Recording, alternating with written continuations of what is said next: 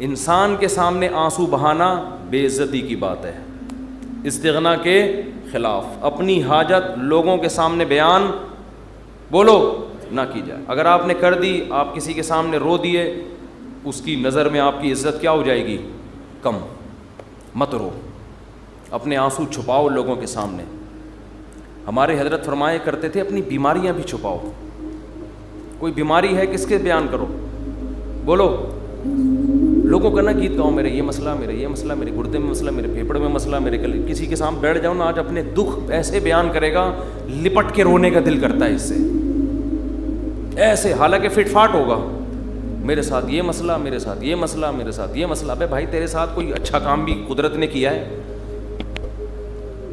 حضرت حکیم الامہ مولانا شرف علی تھانوی رحمہ اللہ تعالیٰ کو حضرت ڈاکٹر عبدالحی صاحب رحمہ اللہ نے خط لکھا، مسئلے لکھے نا، حضرت یہ مسئلہ، یہ مسئلہ، یہ ٹینشن، یہ پریشانی، یہ پریشانی، یہ پریشانی، یہ پریشانی، آپ دعا فرمائیں۔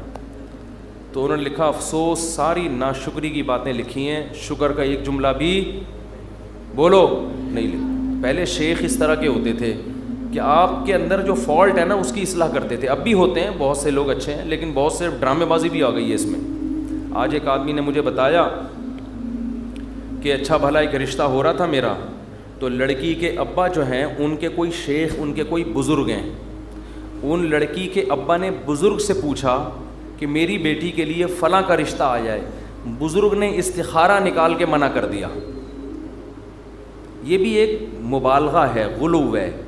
اپنے بچوں کی شادی میں اپنے شیخ سے پوچھنے کی آپ کو ضرورت؟ دیکھو شیخ پیر و مرشد کا مطلب کیا ہوتا ہے؟ وہ آپ کو اللہ اللہ سکھائے، آپ کو دین کی باتیں سکھائے، آپ اس سے شریعت سیکھو، اللہ سے تعلق سیکھو۔ شادی بھی اپنی مرضی سے کرو، آپ ہر چیز میں شیخ سے پوچھا جا رہا ہے، تو بھائی وہ آپ کے گھر کے حالات آپ سے زیادہ نہیں جانتا۔ باپ جتنا اچھا بیٹی کے لیے فیصلہ کر سکتا ہے، ماں جتنا اچھا فیصلہ کر سکتی ہے، پیر و مرشد نہیں کر سکتا۔ پتہ نہیں کیا بنا لیا لوگوں نے پیر و مرشد کو، اپنی شادی بھی پیر صاحب جہاں کہیں گے وہاں ہوں گی، بچے کی شادی بھی پیر صاحب۔ وہ بھائی پیر ہے، یہ تمہارا باپ ہے، یہ خدا ہے؟ یہ پیر صاحب اللہ اللہ سیکھنے کے لیے، ان کو بولیں بس اللہ اللہ سکھائیں، ٹھیک ہے نا؟ اس کے علاوہ مجھ سے لوگ آ کے، بہت سے عقیدت مند لوگ ہیں، مجھ سے آ کے پوچھ رہے ہوتے ہیں میری بچی کا یہ مسئلہ وہاں کر دوں۔ میں کہتا نہ میں آپ کی بچی کو جانتا ہوں، نہ میں اس کمبخت کو جانتا ہوں معذرت کے ساتھ جس سے آپ کی بچی کی شادی، میں کہاں مشورہ دوں گا؟ خود فیصلہ کرو بھائی۔ تو اتنا زیادہ اپنے گھروں میں یہ جو پیر و مرشد ٹائپ کی چیزیں ہیں، جو اور ایک نمبر پیر ہوگا نا وہ یہی مشورہ دے گا، کہے گا بھائی اللہ اللہ سیکھو، مجھے کیا پتا کہ آپ نے کہاں شادی کرنی ہے کہاں نہیں کرنی ہے، تو آپ کا گھریلو معاملہ ہے۔ طلاقیں دے رہے ہیں پیر سے پوچھ کے، طلاقیں کس سے پوچھ کے دے رہے ہیں؟ پیر و مرشد سے پوچھ کے۔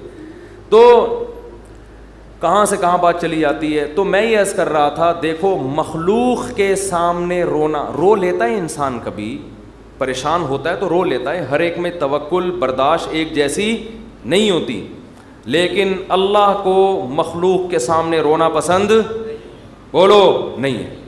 میری عادت ہے، میں اپنے بھی کچھ معمولات کبھی کبھار بتا دیتا ہوں۔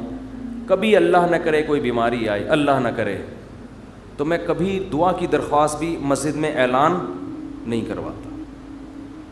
جیسے 8-10 سال پہلے مجھے ملیریا ہو گیا تھا، کافی رمضان میں ہوا، کافی بیمار، اور ملیریا بھی اپنی حماقتوں سے ہوا، احتیاط نہیں کی، اور ہو گیا تو بھی ٹیسٹ نہیں کرایا۔ فنٹر گیری چل رہی تھی اس وقت، تھوڑی انسان ذرا اور ینگ ہوتا ہے تو فنٹر پنا اس میں زیادہ ہوتا ہے، ٹیسٹ کروا لیتا، ٹائم پہ علاج ہو جاتا تو مسئلہ نہیں بنتا۔ بخار ہوا، اتر رہا ہے، چڑھ رہا ہے بخار، فنٹر گیری میں ہی ہم زندگی گزار رہے ہیں، وہ بہت ہی خطرناک ہو گیا۔ یہاں مؤذن، میں مارکیٹ سے شارٹ ہو گیا، 10-12 سال پرانی بات ہے۔ مارکیٹ سے جب بھی کوئی چیز شارٹ ہوتی ہے جو ہر وقت اویلیبل ہو تو لوگوں کو ٹینشن ہوتی ہے۔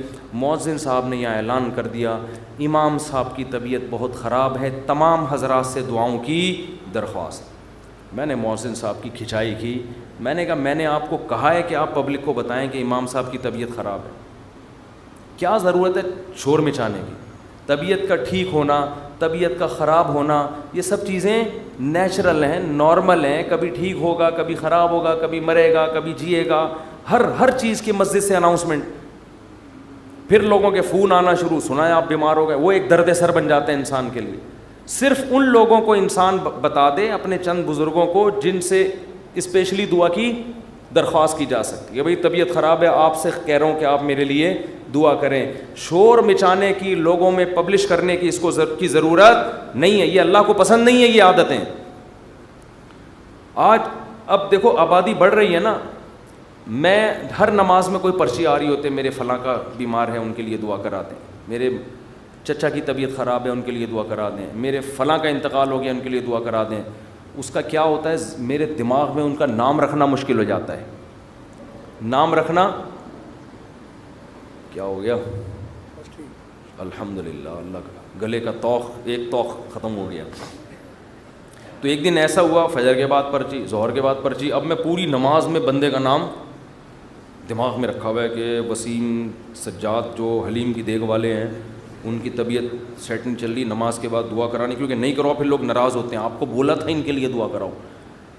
یا تو پرچی وہاں لے جا کے رکھ دیں نا, زبانی میں اور ٹینشن. تو ایک دن ایسا ہی ہو گیا, مجھے پاس ایک ظہر میں ایک صاحب آئے کہ جی وہ فلاں کی طبیعت خراب ہے. میں نے کہا یار میں ہول سیل کے حساب سے دعا مانگ لوں گا, اے اللہ جس کی بھی طبیعت خراب ہے ٹھیک کر دے یا عافیت سے اٹھا لے. یہ تو نہیں میں نے کہا خیر ٹھیک کر دے اس کو, اور جو دنیا سے جا چکے ہیں اللہ ان سب کی, یہ تو چلتا رہے گا بھائی, کوئی مرے گا کوئی جیے گا. امام کو کیا مرغا بنایا ہوا ہے, کیا بنایا ہوا ہے آپ لوگوں نے امام کو, پورے محلے کی رپورٹیں اس کو, ہر گھر میں وہ فلاں بیمار فلاں. میں نے کہا, انہوں نے کہا نہیں اجتماعی دعا میں یہ ہوتا ہے اللہ ہو سکتا ہے کسی کی سن لے, اللہ ہو سکتا ہے کسی کی سن لے. شاید وہ ادھر کونے میں ایک بندہ بیٹھا ہوا اس کی ٹھا کر کے اوپر. میں نے کہا دیکھو دعا اس کی زیادہ قبول ہوتی ہے جو درد دل سے مانگتا ہے, اور درد دل سے آپ کے ریلیٹو مانگیں گے. کسی کو کیا پتا کہ سجاد حلیم والا کون ہے, وسیم کباڑ والا کون ہے, سلیم گولے گنڈے والا کون ہے, اور شریف پنچر والا کون ہے, کسی کو کیا پتا یار. جب اس طرح دعائیں مانگیں گے لوگ کہیں گے اللہ ہے وہ ٹھیک کر دے, تیری مرضی, نہیں بھی کر تو کوئی اتنی بڑی ٹینشن والی بات نہیں ہے. آپ اپنے خاص محبت والے چاہنے والوں کو بتایا کرو, کوئی بزرگ ہیں جن سے تعلق ہے, یا امام سے خود کہہ دو کہ مفتی صاحب میرے فلاں کی طبیعت خراب ہے آپ دعا کر دیں, کیونکہ آپ کو عقیدت ہے امام صاحب سے شاید ان کی دعا, تو انسان کھڑے کھڑے وہی دعا کر دے. یہ سنت ہے.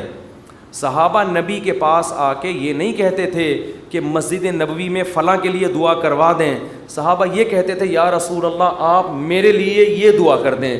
نبی اسی وقت کھڑے کھڑے ان کے لیے دعا کرتے تھے, اور بہت دفعہ سامنے قبول بھی ہو جاتی تھی.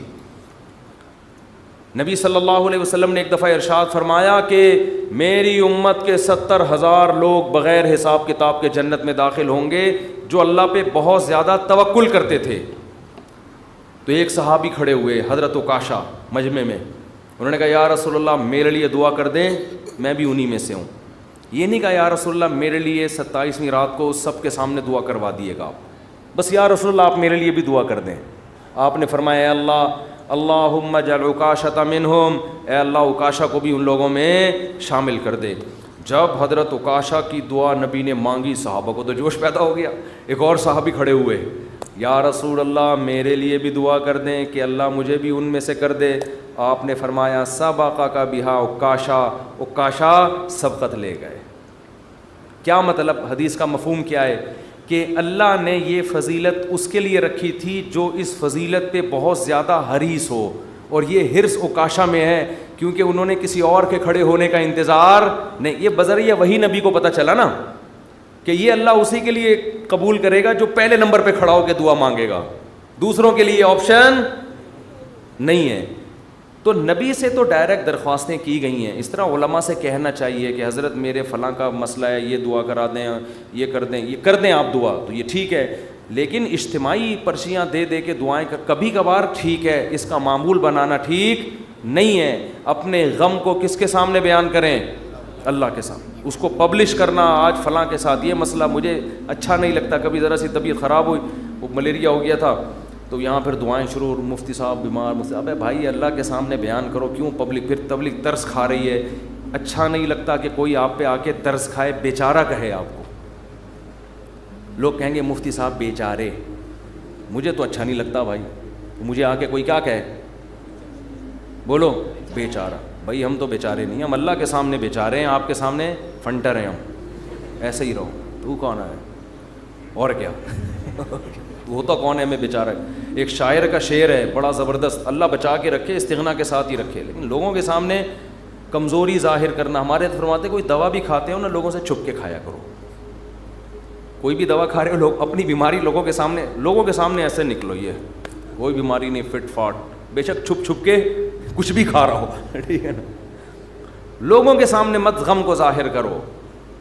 تو ایک شاعر نے بڑی اچھی بات کی ہے, رہبوتک خیر من رحموتک, کہ لوگ تجھ سے ڈریں. یہ بھی غلط ہے نا, ظالم سے لوگ ڈرتے ہیں نا, لوگ تجھ سے ڈریں, لوگوں کے دل میں تیرا خوف ہو, یہ غلط ہے. لیکن اس سے بہتر ہے کہ لوگ تجھ پہ ترس کھائیں. نہیں آ رہی بات. دیکھو دو غلط چیزیں ہیں, لوگ آپ سے ڈریں, یہ بھی کیا ہے, غلط. یہ تو ظالم ہونے کی علامت ہے نا, ظلم کر رہے ہو آپ, لوگوں کو ڈرا رہے ہو. لیکن اس نے کہا یہ غلط ہے, مگر اتنا نہیں جتنا یہ غلط ہے کہ لوگ آپ پہ ترس کھائیں. یہ زیادہ غلط ہے, یہ آپ کے کمزور ہونے کی, یہ آپ کے بے عزت ہونے کی دلیل ہے.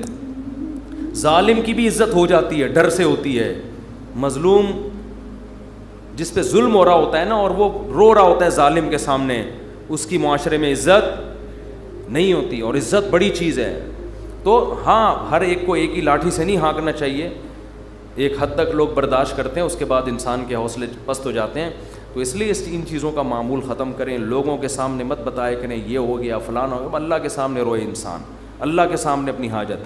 تو لوگوں کے سامنے اپنا غم بیان کر کے رونے سے عزت بڑھتی ہے یا کم ہوتی ہے؟ کم. اللہ کے سامنے رونے سے, اپنا غم بیان کرنے سے عزت کم نہیں ہوتی, بلکہ اللہ کی نظر میں عزت بڑھ جاتی ہے. ہمارا معاملہ الٹا ہے, پبلک کے سامنے روتے ہیں اور اللہ کے سامنے روتے ہوئے ہمیں شرم آتی ہے.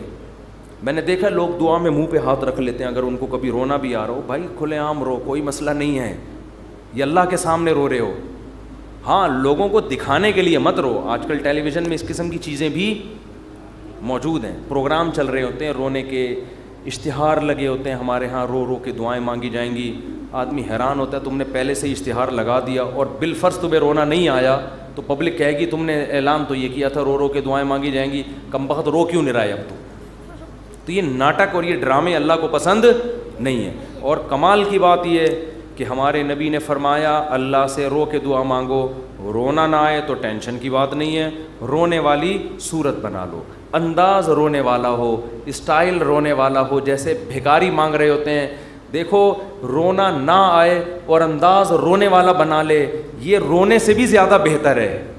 کیونکہ اللہ کہتا ہے کہ اس کے بس میں جو ہے وہ اس نے چھوڑا نہیں ہے. کیونکہ جب رونا آتا ہے تو دعا میں دل لگتا ہے, رونا نہیں آتا تو دعا میں دل نہیں لگتا, پھر بھی انسان مانگتا ہے. یہ ادا اللہ کو زیادہ پسند ہے.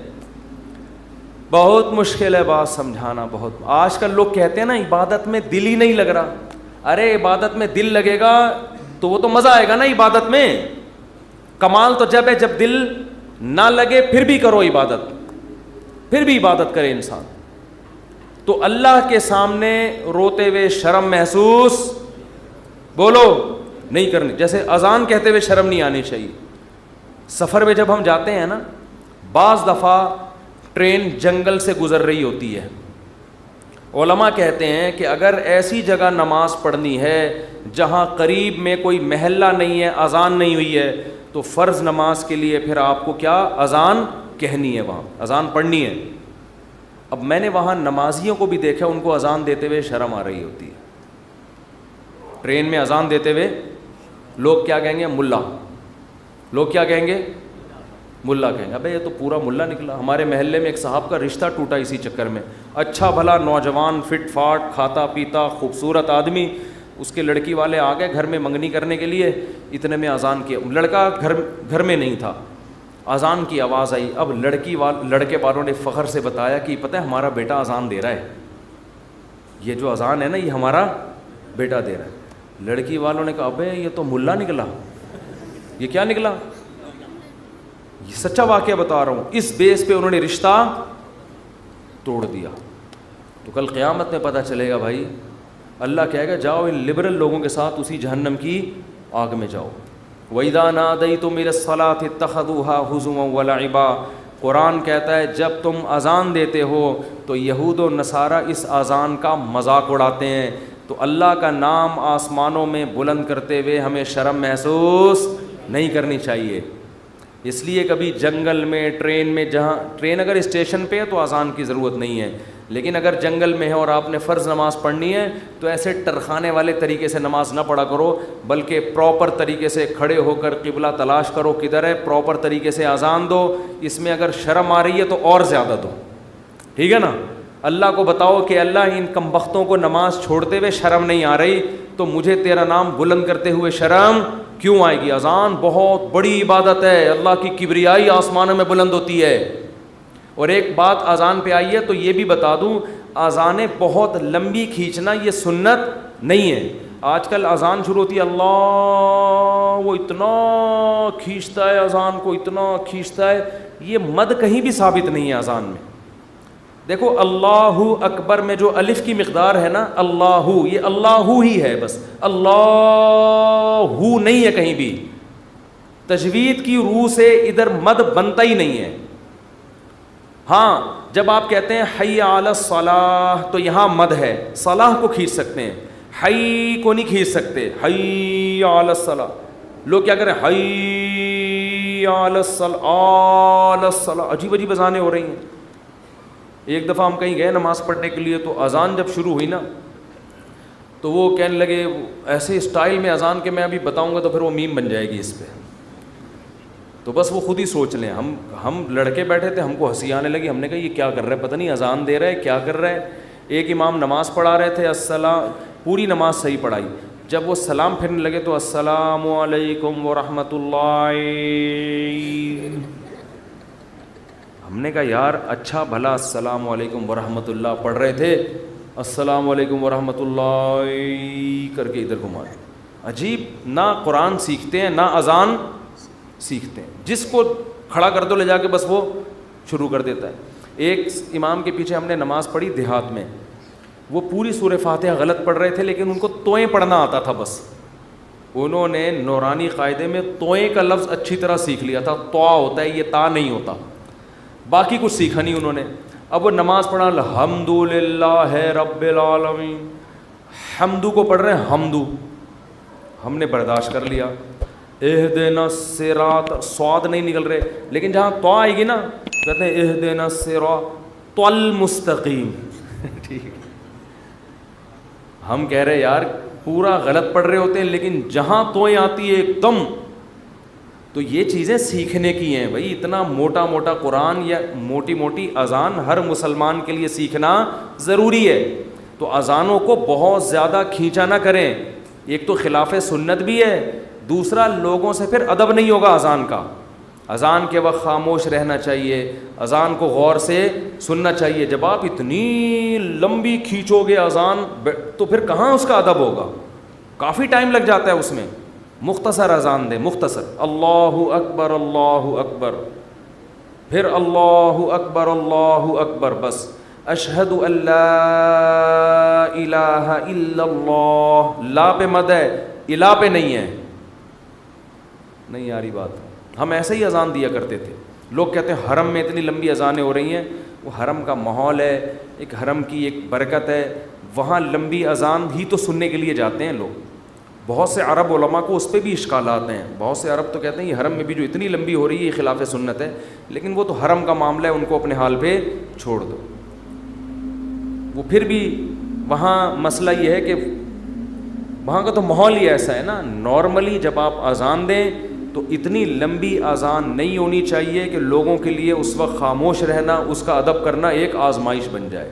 اور پھر اسپیکر اتنے بھاری بھرکم نہیں ہونے چاہیے کہ اس اذان سے لوگوں کے کان کے پردے پھٹنا شروع ہو جائیں. اس سے لوگ پھر ان شاعر اسلام کی عزت کرنے کے بجائے توہین کرنا شروع کر دیتے ہیں. خاص طور پہ غیر مسلم ممالک میں جہاں آپ کو کوئی اذان کی پرمیشن دے دے تو اعتدال سے اذان دیں, ان کے آرام کا خیال رکھیں. تو جلدی سے میں یہ بات کو ختم کروں. دیکھو دعائیں مانگنے میں شرم اور عار محسوس نہ کرو. اللہ کے سامنے گڑ گڑانے میں شرم اور عار محسوس نہ کرو, اس کا معمول بنا لو. حضرت عمر فرمایا کرتے تھے کہ میری دعا قبول ہو رہی ہے یا نہیں, مجھے اس سے غرض نہیں ہے, مجھے اس سے غرض ہوتی ہے کہ مجھے دعاؤں کی توفیق مل رہی ہے کہ نہیں مل رہی. تو جتنی دعائیں, ڈاکٹر ٹھیک کرے گا, جا مانگ ڈاکٹر سے, میری مرضی میں ٹھیک کروں نہ کروں, لیکن تو نے یہ بتا دیا ہے کہ تو مجھے اپنا محتاج, تو اپنے آپ کو میرا محتاج نہیں سمجھتا. تو نے اپنے عمل سے یہ ثابت کر دیا ہے کہ تو اپنے آپ کو نہیں سمجھتا کہ میں اللہ کا محتاج ہوں, تو نہیں سمجھتا کہ اللہ سب کچھ کر سکتا ہے. اس لیے اللہ کی نظر میں دعا کی ویلیو ہے. اگر آپ کا کوئی مسئلہ اٹکا ہوا ہے اور آپ اس کے اسباب اختیار کرتے ہو, دعا نہیں مانگتے, اللہ کہتے ہیں تیرا یہ خیال ہے کہ مسئلے میں دور نہیں کر سکتا, مسئلے تیرے گورنمنٹ دور کرے گی. تو یہ تکبر ہے جو آپ کو سزا کا ذریعہ بنے گا اور برکتیں چھین لے گا آپ کی زندگی سے. اس لیے قرآن کے الفاظ دیکھو, وقال ربکم ادعونی استجب لکم. اللہ کہتے ہیں کہ مجھ سے دعا مانگو, میں تمہاری دعا کو قبول کروں گا. ٹھیک ہے بھائی, یہ آپشن ہے نا. آپ بتاؤ جب کوئی گورنمنٹ کسی کو کوئی آپشن دیتی ہے یا کوئی بینیفٹس دیتی ہے تو گن پوائنٹ پہ تھوڑی دیتی ہے. بھائی گورنمنٹ نے یہ کہا کہ قرضہ ملے گا بغیر سود کے, غریب لوگوں کو چاہیے اپنا مکان بنائے, یہ کہے گی نا گورنمنٹ, آگے دھمکی تو نہیں دے گی جس نے قرضہ نہیں لیا نا ہم سے مکان بنانے کے لیے اس کو شوٹ کر دیا جائے گا. ایسی دھمکی دے گی کبھی؟ تو یوں ہی کر دو اگر منہ سے نہیں نکل رہا کچھ. دھمکیاں دے کے کبھی کسی کو کوئی سہولت دی جاتی ہے؟ ہاں دیہاتی مائیں کرتی ہیں ایسا. کھا, وہ ایک آدمی نے پرینک بنایا کہ انگریزوں کی مائیں اور پاکستانیوں کی مائیں میں کیا فرق ہے, بڑا زبردست تھا. انگریز کی ماں کھانا لا کے رکھ دے گی, کھانا ہے کھا, نہیں تو یہاں سے دفع ہو جا. ٹھیک ہے نا. پاکستانی اور دیہاتی ماں کیا کرے گی, وہ میرا بیٹا کھا لے, یہ میں نے تیرے لیے پکائی ہے بریانی, میں نے تیرے لیے یہ پکایا ہے. پہلے منتیں کرے گی, بچہ نہیں کھائے گا تو دھمکیاں دینے پہ آ جائے گی اس کو, کھا ورنہ میں تھپڑ ماروں گی تیرے کی بے غیرت, تو نے بنوایا کیوں مجھ سے, یہ تجھے پتہ نہیں ہے یہ. تو نارملی ایسا ہوتا نہیں ہے کہ آپ کسی کو کوئی نعمت دے رہے ہو اور ساتھ میں بندوق نکال کے بولو کہ یہ لو. کسی کو آپ نے ہدیہ دیا, 100 روپے, 1000 روپے, 500 روپے آپ نے کسی کو دیے, یا آپ کی خدمت میں, وہ کہہ رہے یار میں تو ابھی ضرورت نہیں ہے آپ کا, بڑی نوازش, آپ بندوق نکالو لے, تو یہ ہدیہ رہے گا؟ یہ ہدیہ تھوڑی رہے گا. تو کوئی بھی جب حکومت یا کمپنی کسی کو سہولت دیتی ہے تو وہ گفٹ کو پھر گفٹ ہی قرار دیتی ہے, لیکن اللہ کا اسٹائل یہاں پہ بالکل, انداز بالکل الگ ہے. اللہ کیا کہتے ہیں, مجھ سے مانگو. یہ بینیفٹس مل رہے ہیں نا اللہ کی طرف سے, ہیں بھائی. اللہ کیا کہہ رہے ہیں, مجھ سے مانگو اور میں جو مانگو گے میں وہ تمہیں دوں گا. بس یہ اللہ ٹھیک ہے, ہمیں تو نے بتا دیا کہ ہم مانگیں گے اور تو دے گا, ہمیں یہ بات پتہ چل گئی, اب ہماری مرضی, ہم جب چاہیں تو اس سے مانگیں, ہمیں یہ سہولت کا پتہ چل گیا, اب ہم ہماری مرضی, اب ہمارے. کہتے ہیں اٹس اپ ٹو یو, کہتے ہیں نا یہ اب آپ کے اوپر ہے, آپ مانگیں یا نہیں مانگے. نہیں, آگے اللہ نے بندوق نکال لی ہے. ٹھیک ہے نا, بندوق نکال لی. اللہ کہتے ہیں ان الذین یستکبرون عن عبادتی, یاد رکھو مجھ سے مانگنے میں تکبر کیا.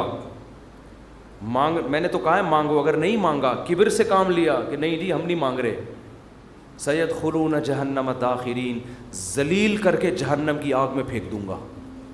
اڑے بھائی اللہ تو ہمیں گفٹ دے رہا ہے دعا کا یا جرمانہ لگا رہا ہے, کیا کر رہا ہے؟ سمجھ میں آنے والی بات ہے؟ کوئی سمجھ میں آنے والی بات؟ بالکل سمجھ میں نہیں آ رہی ہے. یہی وجہ ہے کہ قرآن میں اور مقام پہ جب اللہ نے کہا نا میری یہ نعمتیں کھاؤ, تو پھر یہ نہیں کہا نہیں کھاؤ گے تو یوں کر دوں گا, یہ نہیں کہا. اللہ نے قرآن میں کہا کلو وشربو, کھاؤ اور پیو, حد سے تجاوز نہ کرو. یہ نہیں کہا اگر نہیں کھایا نا تو جہنم میں پھینک دوں گا, یہ کہا قرآن نے. کیا ہو گیا بھائی؟ اللہ نے کہا فن کے ہو, نکاح کرو, یہ نہیں کہا نہیں کیا نا جہنم میں پھینک دوں گا میں. بشرطے کہ گناہ سے بچے انسان, گناہ کرو گے پھر تو جاؤ گے جہنم میں. لیکن جو بھی اللہ نے نعمتیں دی ہیں ان کو بندوق کی نوک سے نہیں اللہ نے کہا, کیونکہ وہ نعمت پھر نعمت رہتی نہیں ہے. وہ نعمت تھوڑی رہتی ہے پھر وہ. لیکن یہاں اللہ کیا کہہ رہے ہیں, مجھ سے مانگو میں تمہیں دوں گا. ہم خوش ہو گئے, زبردست اللہ کی طرف سے انعام مل گیا, ٹھیک ہے جب سہولت سے ٹائم ملے گا تو مانگ لیں گے, موڈ ہوگا, اور نہیں بھی مانگا تو اللہ نے بس ایک آپشن دیا ہے کہ مانگو گے تو ملے گا. لیکن اللہ نے کیا کیا, انداز دیکھو, کہا کہ اگر نہیں مانگا تو جہنم میں ذلیل کر کے داخل کر دوں گا. سوال پیدا ہوتا ہے, اللہ یہ تو گفٹ دے رہا ہے یا ہمیں ڈرا رہا ہے, آزمائش میں ڈال رہا ہے؟ اللہ کہتے ہیں گفٹ بھی دے رہا ہوں لیکن یہ بہت بڑی آزمائش بھی ہے. کیونکہ اگر کوئی بہت بڑا سیٹ آپ کو ایک خالی چیک دے اور کہے اس پہ پیسے لکھو اور سائن کر دو, اور آپ اس چیک کو اٹھا کے اس کے سامنے ڈسٹ بن میں ڈال دو, اس کا مطلب آپ یہ نہیں ہے کہ آپ کو پیسوں کی ضرورت نہیں ہے, آپ کا سیٹھ کے بارے میں خیال ہے کہ اس نے جھوٹا چیک دیا ہے, یہ جھوٹ بول رہا ہے, ورنہ کبھی آپ اس کو ڈسٹ بن میں اٹھا کے نہیں پھینکتے. بہت مشکل ہے بات سمجھانا, بہت مشکل. آپ غریب ہیں, کھانے کو روٹی نہیں ہے, ایک سیٹھ نے آ کے آپ کو ایک سونے کی ڈلی پکڑا دی, کہا لے موج کر, یہ کروڑوں روپے کی ہے. آپ نے اٹھا کے اس کو آپ نے کہا آپ نے اچھی آفر کی مجھے, بہت اچھا تحفہ ہے, بہت خوشی ہوئی, اب آپ جا سکتے ہیں. بیگم سے کہا اس کو کچرے میں پھینک دو. سیٹھ کو پتہ چلے گا نا تو وہ کہے گا بیٹا تو اتنا بڑا سیٹھ تو ہے نہیں کہ تجھے اس کی ضرورت نہ ہو, یہ تو میں جانتا ہوں, کھانے کو تیرے پاس روٹی نہیں ہے, یہ جو تو نے اس کو ڈسٹ بن میں پھینکا ہے نا, یہ اس کی علامت ہے تو مجھے جھوٹا سمجھتا ہے کہ میں نے تجھے جو سونے کی ڈلی دی ہے وہ سونے کی نہیں ہے, اس پہ سونے کا پانی چڑھا ہوا ہے. تو یہ کس کے جھوٹ بولنے, یہ اصل میں تم میرے اوپر الزام لگا رہے ہیں. اللہ کہتے ہیں مانگو. اللہ کو پتہ ہے کہ ہم سب محتاج ہیں, ہمارے درجنوں مسائل ہیں, ایسا دنیا میں کوئی نہیں ہے جس کے سارے مسئلے حل ہو گئے. مسئلہ حل ہوتا ہے تو 20 مسئلے پیدا کر کے حل ہوتا ہے وہ. اب دیکھو کتنے مسائل ہیں, کسی کوئی بے روزگار ہے, پیسے نہیں ہیں, پیسے آ گئے تو خطرات بڑھ گئے, ڈکیتی کا خطرہ, پیسے آ گئے تو 10 مسائل کھڑے ہو گئے, اور کوئی مسئلہ کھڑا ہو گیا, گردے کا مسئلہ ٹھیک ہوا, ہارٹ کا پیشنٹ بن گیا, اور 20 قسم کے مسائل ہیں نا. سب کچھ ٹھیک ہے تو پھر بھی سکون نہیں ہے زندگی میں, نیند نہیں آ رہی, نیند کی گولیاں کھا کے سو رہے ہیں. دنیا میں ٹینشن لیس آدمی کوئی بھی نہیں ہے. اب اللہ نے کہا مانگو. اب ہمیں اللہ نے بلینک چیک دے دیا ہے کہ جو لکھو گے میں دے دوں گا تمہیں. آپ نے اللہ کی اس آپشن کو, اللہ کی اس نعمت کو اٹھا کے ڈسٹ بن میں پھینک دیا. آپ ہر ایک کے در پہ جا کے اپنی حاجتیں بیان کرتے ہو, کبھی تھانے میں پہنچے ہوئے ہوتے ہو, کبھی ڈی سی آفس پہنچے ہوئے ہوتے ہو, کبھی ڈی ایس پی کے پاس پہنچے ہوئے ہوتے ہو, کبھی وزیر اعظم سے رابطے کی کوشش میں, کبھی مسجد کے امام سے آ کے کہہ رہے ہوتے چڑیل آ گئی ہے, کوئی دم درود کر کے اس کو بھگا دو گھر سے, 10 قسم کے. لیکن اللہ کا دروازہ کھٹکھٹانے کے لیے تیار نہیں ہو تو یہ اس کی علامت نہیں ہے کہ آپ کے مسائل حل ہو گئے, یہ اس کی علامت ہے کہ آپ نے اللہ کی آفر کو ہلکا سمجھا ہے, اللہ کو معاذ اللہ آپ نے جھوٹا سمجھا ہے, اللہ کو معاذ اللہ آپ نے اس کا بیان کو سیاسی بیان سمجھا ہے. لیکن جو ایمان والے لوگ ہیں وہ اللہ کی اس آفر سے فائدہ اٹھاتے ہیں. کتابوں میں لکھا ہے کہ یعقوب علیہ السلام کے بیٹے جب ان سے بچھڑے تھے, اتنی اللہ سے دعائیں مانگی کہ ان کے گھٹنے سجدے میں گر گر کے دعائیں مانگ مانگ کے ان کے گھٹنوں اور بازوؤں پہ نشان پڑ گئے تھے. وہ انبیاء بہت دعائیں مانگتے ہیں, ہر بات میں دعا, ہر بات میں دعا. قرآن کہتا ہے مجاہدین جو میدان جنگ میں لڑائی کے لیے اترتے ہیں وہ کیا دعا مانگتے تھے؟ ربنا افرغ علینا صبرا وثبت اقدامنا, اے اللہ ہمارے اوپر صبر کو انڈیل دے, ہمارے قدموں کو مضبوطی سے جما دے اور ہمیں ان دشمنوں پر فتح دے. تمام اسباب وسائل کے ساتھ اترے ہیں مگر دعائیں کس سے مانگ رہے ہیں؟ اللہ سے. بدر میں دیکھو اللہ نے ہمارے نبی سے وعدہ کیا تھا مدد کروں گا, لیکن صحابہ کہتے ہیں نبی پوری رات مصلے پہ سجدے میں روتے رہے ہیں, اللہ سے مدد کی دعائیں مانگتے رہے ہیں. حالانکہ اللہ نے تو مدد کا وعدہ کیا ہے, پھر بھی مانگ رہے ہیں اے اللہ اگر یہ 313 شہید ہو گئے تو تیری دنیا میں عبادت کرنے والا کوئی بھی نہیں ہوگا. اللہ کو واسطے بھی دے رہے ہیں. جہاں پیغمبروں کے ساتھ کوئی زکریا علیہ السلام کی اولاد نہیں, اللہ سے اولاد مانگ رہے, پوری زندگی اسی میں گزر گئی, بڑھاپے میں جا کے اولاد ملی ہے. تو سارے پیغمبروں کا اللہ نے یہی تذکرہ کیا, ہر بات میں دعا. سلیمان علیہ السلام جو حاجت پوری ہو رہی ہے فوراً کیا کر رہے ہیں, اللہ سے دعا. ایوب علیہ السلام پریشانیوں میں, زندگی ٹینشنوں میں, بیماریوں میں, قرآن کہتا ہے اللہ سے ہاتھ اٹھا کے دعائیں مانگتے تھے. انی مسنی الضر, اے اللہ بہت پریشانی میں ہوں. انت ارحم الراحمین, تو سب سے زیادہ رحم کرنے والا. پیغمبروں کو اس سے غرض نہیں ہوتا, اس سے غرض نہیں ہوتی کہ دعا قبول ہو رہی ہے یا نہیں ہو رہی. وہ کہتے ہیں ہم مانگتے رہیں بس, ہمارا کام کیا ہے. اور یاد رکھو جب قبول نہ ہو رہی ہو نا پھر مانگنے کا مزہ ہے. مزہ کب ہے؟ آپ کے کیسی الٹی الٹی باتیں کرنے کے لیے مصطفیٰ نے بلایا ہوا ہے. قبول نہ ہو رہی ہو نا تو پھر ہے مانگنا, تبھی تو یہ اس کی علامت ہے کہ آپ کا اللہ پہ ایمان ہے اور وہی قبول ہوتی ہے. بعض دفعہ آپ اللہ سے جو چیز مانگتے ہیں اللہ وہ نہیں دیتا, اس کا آلٹرنیٹ دے دیتا ہے. ایک صاحب کا فون آیا, مجھے کسی سے عشق ہوا ہے اور میں دعائیں مانگ مانگ کے تھک گیا, پھر بھی نہیں ہو رہی شادی. آج کل تو لڑکوں کے یہی مسائل ہیں, مانگ مانگ کے دعائیں تھک گیا. تو آپ کہتے ہیں دعائیں قبول ہوتی ہیں, میں تو پھر اس پہ اور تڑکا لگا دیتا ہوں. میں کہتا ہوں بہت سے لوگ کہتے ہیں ہم جس کو مانگ رہے ہیں وہ ملی نہیں. چلو نہیں ملی, مقدر میں ہوگا, دعا قبول نہیں ہوئی. مفتی صاحب کہہ رہے ہیں دعائیں کیا ہوتی ہیں, قبول. لیکن اس کی کہیں اور شادی کی خبر ہمیں مل رہی ہے. تو اللہ اگر دعا قبول نہیں کرتا تو کم از کم ایسا تو نہ کرے نا کہ اس کی کہیں شادی ہو رہی ہے اور ہمیں اطلاع مل رہی ہے. خوشی خوشی لوگ بتا رہے ہیں تمہیں پتہ ہے اس کی شادی ہو گئی. چلو یہاں تک بھی بات سمجھ میں آتی ہے. اس کے بچہ ہوا, ہمیں اطلاع دی جا رہی ہے آ کے, ارے تمہیں خوشخبری سنا ہے وسیم بھائی, کوئی وسیم بیٹھے ہو تو معذرت, تمہیں پتہ ہے وہ جو تمہاری کلاس فیلو تھی اس کی ایک جگہ شادی ہو گئی تھی, اس کے ماشاءاللہ آج بیٹا پیدا ہوا ہے.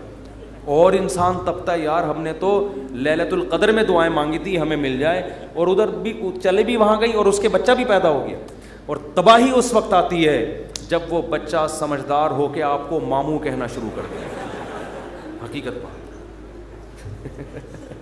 جب آپ ان کے گھر جائیں ملنے کے لیے اور وہ آپ کی پرانی گرل فرینڈ بچے کو تعارف کروا رہی ہے, تمہارے ماموں لگتے ہیں یہ رشتے میں, حقیقی تو نہیں ہے لیکن رشتے میں کیا لگتے ہیں, ماموں.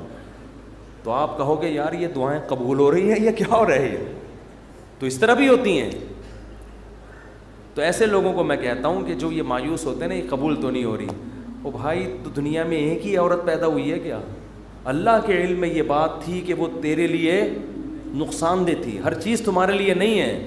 قرآن کیا کہتا ہے, آسان تکرہوا شیئا, بہت سی چیزوں کو تم پسند نہیں کرتے لیکن اللہ نے اس میں خیر رکھی ہوتی ہے. بہت سی چیزوں کو تم پسند کرتے ہو, اللہ نے اس میں تمہارے لیے خیر نہیں رکھی ہوتی. واللہ یعلم, اللہ کہتے ہیں مجھے پتہ ہے, وانتم لا تعلمون, تم جاہل ہو, تم نہیں جانتے. اللہ سے آگے نکلنے کی کوشش مت کرو.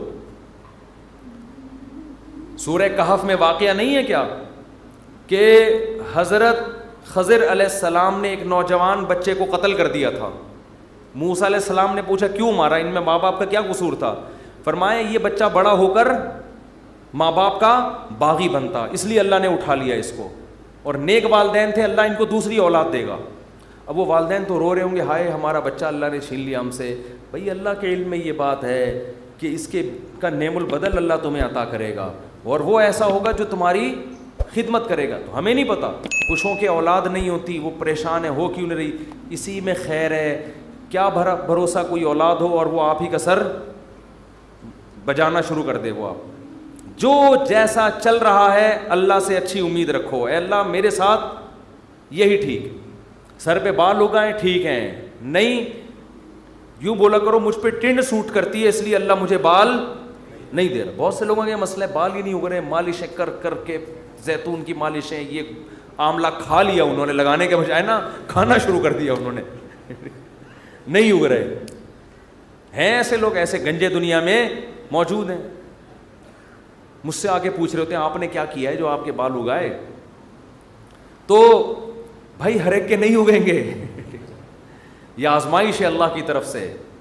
تو اسی میں صبر کرو یار, مر کے کیا ہو جائیں گے, ختم. اسی میں اس پہ روٹیاں پکاؤ. جب ایک بڑا سر ہو نا اور بڑی خوبصورت سی ٹنڈ ہو تو میرا تو دل کرتا ہے اس کو دھوپ میں گرم کر کے اس پہ چپاتیاں مزہ آتا ہے. سر بھی بڑا ہو اور تمیز سے بنا ہوا, تو ایک دم ایک ایسا فیل سا ہوتا ہے. خیر یہ تو مزاق, اس پہ ایڈریس لکھ لو, کبھی گم نہیں ہو گیا آپ. تو اگر اللہ نے ٹنڈ دیے, بہت سے کام اس ٹنڈ سے لیے جا سکتے ہیں. ایڈریس لکھ دو اس پہ, تو اس کا فائدہ یہ ہوگا کہ کبھی بھی گم نہیں ہوگے. خیر یہ تو میں مذاق کر رہا ہوں, لیکن اللہ نے جو آزمائش مقدر کی ہے, کیا کرو بھائی, صبر. خواتین پریشان ہوتی ہیں, بچے مر جاتے ہیں بعض دفعہ بچپن میں. نبی نے کیا فرمایا, جس عورت کا بچپن میں بچہ مر گیا اور اس نے صبر کیا, میں اس کے لیے جنت کی ضمانت لیتا ہوں. بے صبرے لوگ اللہ کو پسند نہیں ہیں. ہم نے اپنے بچپن میں ایسی عورتیں بھی دیکھی ہیں, جوان بیٹا مر گیا, آنسو نکل رہے ہیں ان کے, میں نے خود اپنی آنکھوں سے دیکھا, آنسو نکل رہے ہیں ماں کے, لیکن اللہ سے کہہ رہی ہے, اے اللہ یہ آنسو میرے اختیار میں نہیں ہے اس لیے رو رہی ہوں, کہیں تو مجھے بے صبرے لوگوں میں شامل نہ کر لینا. میں نے ایسی عورتیں دیکھی ہیں بچپن میں, جوان بیٹا مرا ہوا ہے اور ماں رو کے کیا کہہ رہی ہے, اللہ یہ میرے اختیار میں نہیں ہے اس لیے رو رہی ہوں. دیکھو ایسی عورتیں ہوا کرتی تھیں. اب تو چیخنا, چلانا, واویلا کرنا, شور شرابہ, گھروں میں چیزیں اٹھا کے پھینکنا, اس کو سمجھتے ہیں بڑا نیک آدمی ہے یہ دنیا. تو صبر کرنے والے پسند ہیں. مانگتے رہو مانگتے رہو مانگتے رہو, اس چکر میں مت پڑو کہ کون سی قبول ہو رہی ہے کون سی نہیں ہو رہی. ہر چیز اللہ سے مانگے. نبی نے فرمایا جوتے کا تسمہ بھی ٹوٹ جائے تو کس سے مانگو, اللہ سے. اس کا مفہوم پتہ ہے کیا ہے, مطلب یہ کہ لوگوں سے مت مانگو, لوگوں سے مت مانگو. ہر حاجت کس کے سامنے پیش کرنی ہے, اللہ سے. پھر قبول ہو جائے ٹھیک ہے, نہیں ہے تو زیادہ ٹھیک ہے. اور میں نے تو اپنی زندگی میں دیکھا ہے بھائی کہ انسان حقیقت میں اللہ سے گڑ گڑا کے مانگتا ہے نا, دعا قبول ہوتے ہوئے نظر آتی ہے اس کو. دیکھو دعا کی حیثیت کیا ہے کہ آپ نے اللہ کے دفتر میں اپنی فائل جمع کرا دی, تسلی ہو گئی, آپ کا کام اب ہو جائے گا, اب آپ ٹینشن نہ لیں. لوگ کہتے ہیں نا گورنمنٹ کے ادارے میں, بھائی ہم نے فائل جمع کرا دی ہے, اب ہمارے بس میں جو تھا وہ ہو گیا, اب یہ پروسیس سے گزرے گی, جو بھی آپ کا پلاٹ آپ کے نام ہونا ہے, گاڑی آپ کے نام ہونی ہے, گھر پہ آپ کو میسج آ جائے گا. اب تمیز سے بیٹھ جاؤ, بار بار جا کے وہاں پوچھتے نہیں رہو فون کر کے, سر میرا کام ہو گیا, سر میرا کام ہو گیا. بھائی فائل, پیشنٹ آپ ہاسپٹل میں, اچھے ہاسپٹل میں اگر آپ داخل کرا دیتے ہو, آپ کہتے ہو وہ بندہ سیو ہے, اب یہ ڈاکٹروں کے حوالے میں نے کر دیا, اب آپ تسلی سے. تو جب آپ دنیا میں تسلی کر لیتے ہو یار پیشنٹ ڈاکٹروں کے حوالے کر دیا, فائل گورنمنٹ کے دفتر میں جمع کرا دی ہے, تو اللہ کے ہاں دعا مانگ کے بھی مسلمان کو تسلی ہوتی ہے, میں نے اپنا دکھڑا کس کے سامنے رکھ دیا ہے, اللہ کے. اب اس کی مرضی ہے, وہ کرے ٹھیک ہے, نہیں کرے تو بھی ٹھیک. اب میرے لیے جو فیصلہ ہوگا وہ بہتر ہوگا.